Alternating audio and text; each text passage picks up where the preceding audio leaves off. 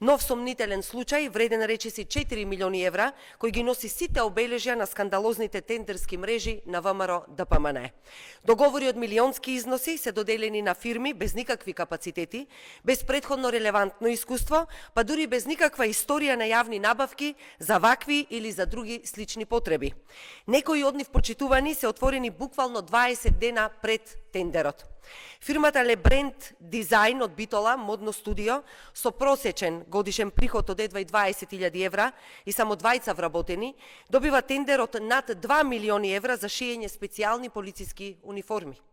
До вчера двајца вработени шија фустани, денес со двајца вработени треба да се опремат специјалните единици. Кој е овде наивен? Фирмата Pamitex Team е регистрирана само 20 дена пред распишување на тендерот, без веб страница, без историја на набавки, без транспарентност. Ете ваква фирма добива тендер од 1.710.000 евра.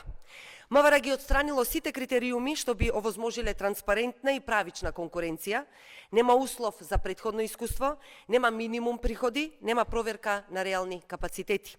Тендерот е шиење по мерка, ама не за полицијата, туку за партиските и бизнис интереси блиски до ВМРО ДПМН.